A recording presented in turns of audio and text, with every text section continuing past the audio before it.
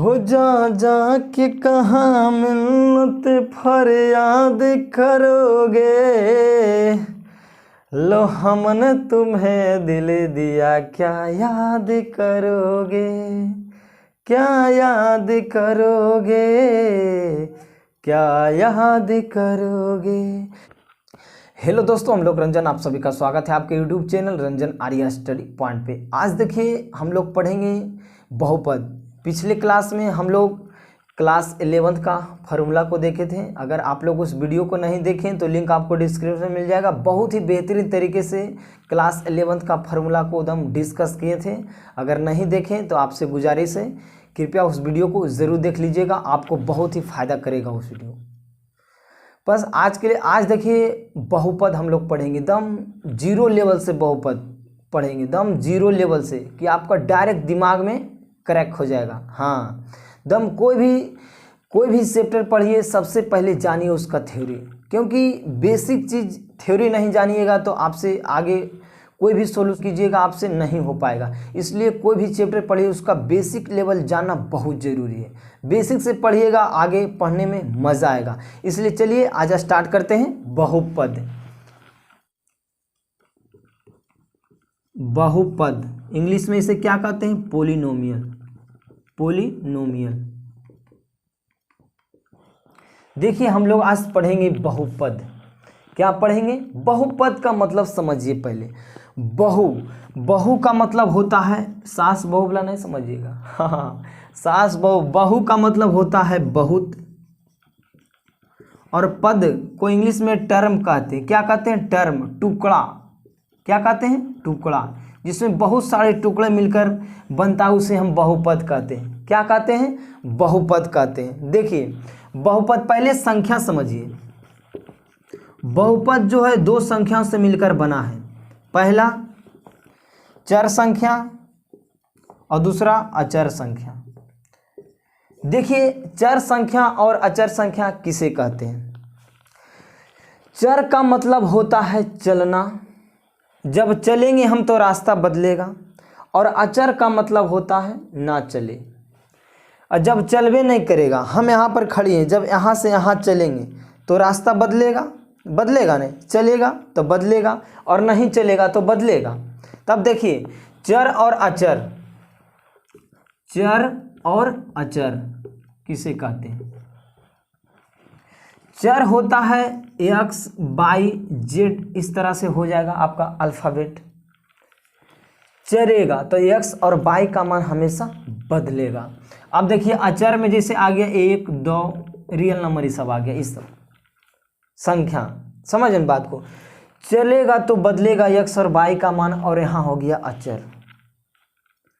चर और अचर के मिलान से ही बहुपद बना है। क्या बना है? बहुपद बना। चर और अचर संख्या मिलकर ही क्या बना है? बहुपद बना। क्या बना है? बहुपद बना है। अब देखिए कहाँ गया मिटाने वाला। अब आगे ध्यान दीजिए। बहुपद और समझिए बहुपद। बहुपद को पद के आधार पर और घात के आधार पर बांटा गया है। पद के आधार पर तो देखिए पद के आधार पर, पद के आधार पर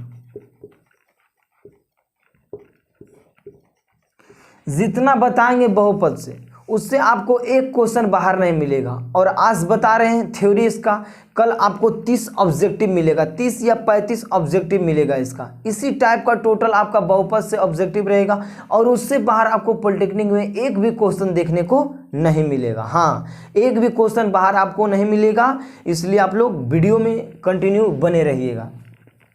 एक होता है पद के आधार पर, और एक होता है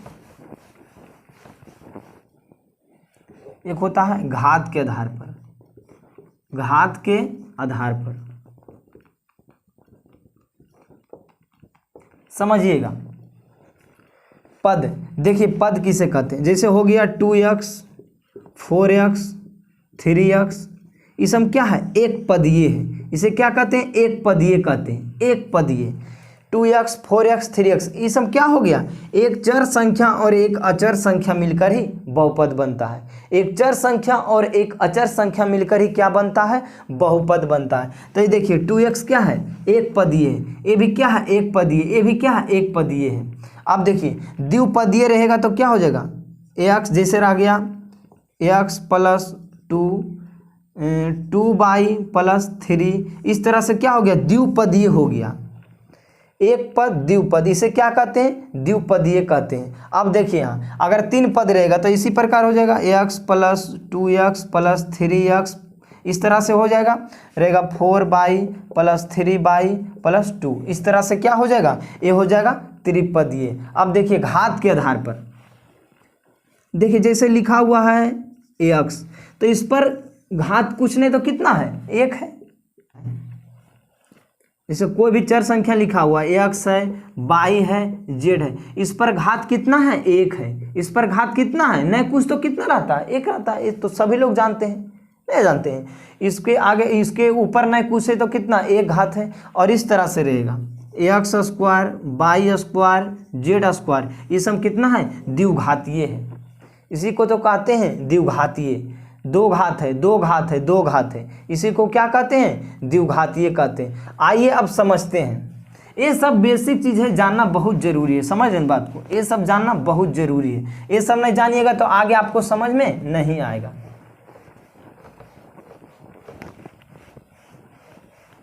बहुपद, अब जान लीजिए बहुपद का व्यापक रूप, ये आपसे पूछ देगा बहुपद का व्यापक रूप क्या होता है। तो देखिए बहुपद का व्यापक रूप होता है ax square plus bx plus c, जहाँ a नॉट इक्वल टू 0। अब कहिएगा a नॉट इक्वल टू 0 का मतलब क्या होगा। देखिए a कभी 0 के बराबर नहीं होना चाहिए। जब देखिए a का मान अगर 0 हो जाए तो 0 गुने x स्क्वायर तो क्या हो जाएगा, 0 प्लस क्या आ जाएगा, bx प्लस c, इससे बहुपद बन जाएगा। द्विघात बहुपद बनेगा, नहीं बन पाएगा। समझ इन बात को, इसलिए a not equal to 0, a के बराबर कभी 0 नहीं होना चाहिए। समझ इन बात को, हाँ ये सब बात पर गौर कीजिएगा। अब देखिए आपसे पूछेगा एक्स स्क्वायर का गुणांक, तो एक्स स्क्वायर का गुणांक यहाँ कौन है, a है। कौन है, a है। और x का गुणांक पूछेगा तो x का गुणांक यहाँ कौन है, b है। यहाँ c क्या है, यहाँ c कांस्टेंट है। अब देखिए कांस्टेंट a b और c तीनों की जगह क्या रहेगा, हमारा संख्या रहेगा। a b c हमेशा संख्या रहेगा, जैसे ऐसे रहता है ना, x square plus 2x plus 3, इस तरह से रहता है। तो इसके आगे नहीं कुछ तो कितना है, 1 है। यहाँ पर भी इस तरह से भी रहता है, 2x square plus 3x plus 4, इस तरह से रहता है। इस तरह से नहीं रहता है, हाँ। तो देखिए एक्स स्क्वायर का गुणांक कौन आ गया, 2 आ गया। तो यहाँ a की जगह है, b की जगह है, क्या है, c की जगह है। समझ इन बात को, हाँ ये सब गौर कीजिएगा। अब आगे ध्यान दीजिए, अब आगे जो बताने जा रहे हैं रे बाबू, ये जैसे तो क्वेश्चन अबे करता है, यहीं से तो क्वेश्चन आता है। X square plus B X plus C A not equal to 0। अब आता है शून्यंक। शून्यंक पहले समझिए किसे का, बराबर पी एक्स बराबर ले लें x square plus 2x minus 3। शून्यंक पहले समझिए कौन होता है। शून्यंक किसे कहते हैं, शून्यंक वो होता है जो द्विघात बहुपद दिया हो, द्विघात बहुपद दिया हो, उस सिस्टम को अगर x का मान वैसा पुट करें जो इस समीकरण को 0 कर दे, इस समीकरण को क्या कर दे, 0 कर दे, तो उसे क्या कहते हैं, उस बहुपद का शून्यंक कहते हैं। जैसे हम p है पी एक्स के जगह 1 लेते हैं तो 1 का स्क्वायर कितना, 1 हो जाएगा, प्लस 2 गुने 1 कितना, 2 और माइनस 3, और 3 और प्लस 3 और माइनस कितना, 3, कितना आ गया, 0। तब एक जो होगा ये बहुपद का क्या है, शून्यंक है। क्या है, शून्यंक है। हाँ ये सब समझिएगा, 1 लिए तो ये सिस्टम क्या हो गया, 0 हो गया। यही हमारा द्विघात बहुपद का क्या हुआ, शून्यंक हुआ। हाँ अब आगे ध्यान दीजिएगा। अब देखिए क्वेश्चन यहाँ से आता है, जो बताने जा रहे हैं क्वेश्चन यहाँ से आता है, दे देगा इस तरह से क्वेश्चन आपको, 2x square plus 3x plus 2 इसका दे देगा शून्यंक अल्फा और बीटा, शून्यंक दे देगा आपको अल्फा और बीटा, अल्फा और बीटा। कहेगा शून्यंकों का योग और गुणनफल ज्ञात करें, शून्यंकों का योग और गुणनफल ज्ञात करें। तो देखिए शून्यंक मान लेते हैं, दे दिया है अल्फा और बीटा, तो अल्फा प्लस बीटा बराबर होता है माइनस बी बटे ए, अल्फा प्लस बीटा बराबर माइनस बी बटे ए, और रहेगा अल्फा इंटू बीटा बराबर सी बटे ए। शून्यांकों का योग और शून्यांकों का गुणनफल, शून्यांकों का योग और शून्यांकों का गुणनफल, ए हो गया शून्यांकों का गुणनफल, ए हो गया शून्यांकों का योग। शून्यांकों का योग, शून्यंक हमें अल्फा और बीटा दे दिया है, तो कह रहा है शून्यांकों का योग क्या होगा, तो अल्फा प्लस बीटा बराबर क्या होता है माइनस बी बटे ए, और अल्फा इंटू बीटा बराबर क्या होता है सी बटे ए। तब इसमें कहेगा हमें शून्यांकों का योग ज्ञात करें, तो हम जानते हैं पहले देखिए ए का मान क्या हो जाएगा, ए का मान 2 हो जाएगा, और बी का मान 3 हो जाएगा, और सी का मान कितना 2 हो जाएगा। तो हमें शून्यांकों का योग निकालना है, तो अल्फा प्लस बीटा बराबर क्या होता है माइनस बी बटे ए होता है। माइनस बी का मान कितना है 3 है, और ए का मान 2 है, तो माइनस 3 बटे 2 का चाका से आंसर मार दीजिएगा। तो हाँ, इसी टाइप का क्वेश्चन आपको बोर्ड एग्जाम में रहेगा, इससे हार्ड क्वेश्चन नहीं रहता। अब इसी में कहा था शून्यांकों का गुणनफल निकाले, तो अल्फा इंटू बीटा बराबर क्या होता है सी बटे ए होता है। तो सी का मान कितना है 2 है, और ए का मान 2 है, 2 से 2 कट गया कितना 1। समझ इन बात को। हाँ, इसी टाइप सा क्वेश्चन आपको रहता है। अब आगे ध्यान दीजिएगा, अब देखिए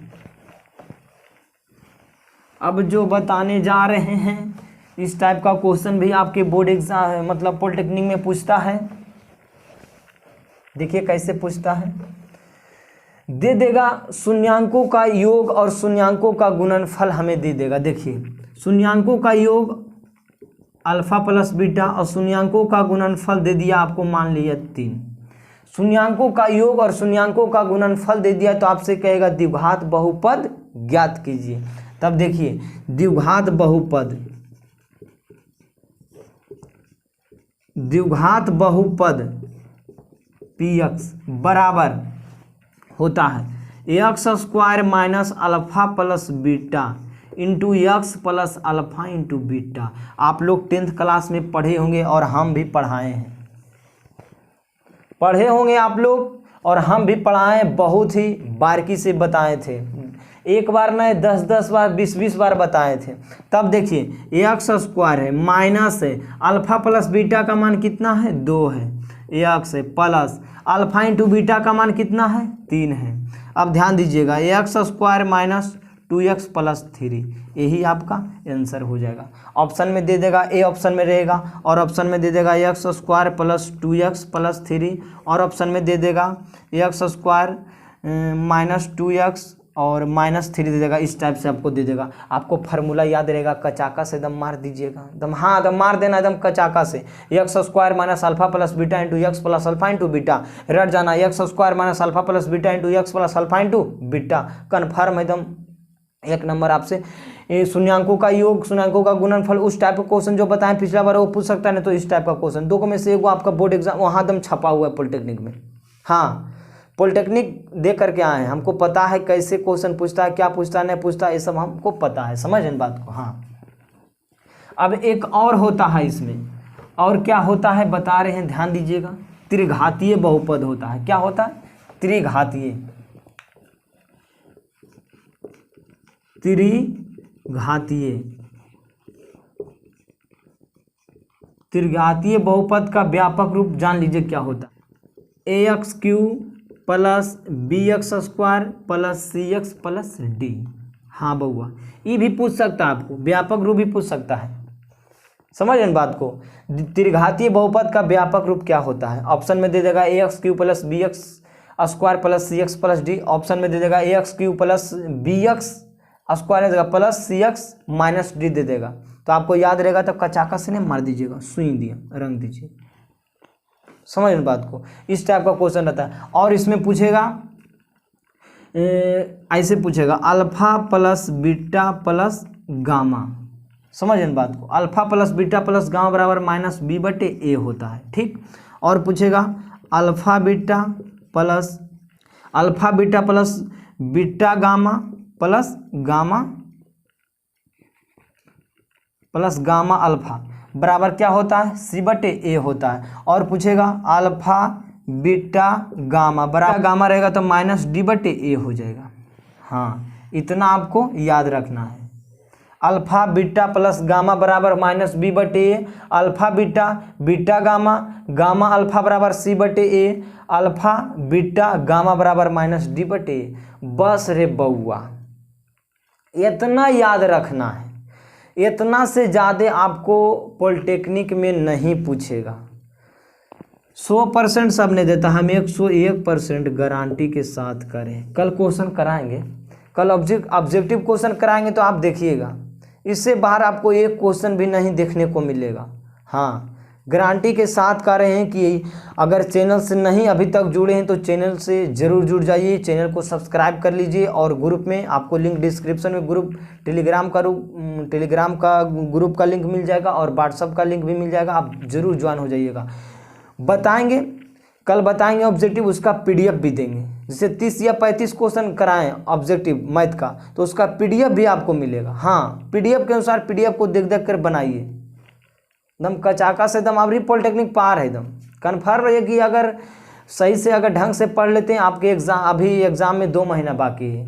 आपका एग्ज़ाम बताए थे पिछले वीडियो में, आपका एग्ज़ाम शुरुआत मई या लास्ट मई में ही एग्ज़ाम आपका होगा पॉलिटेक्निक का।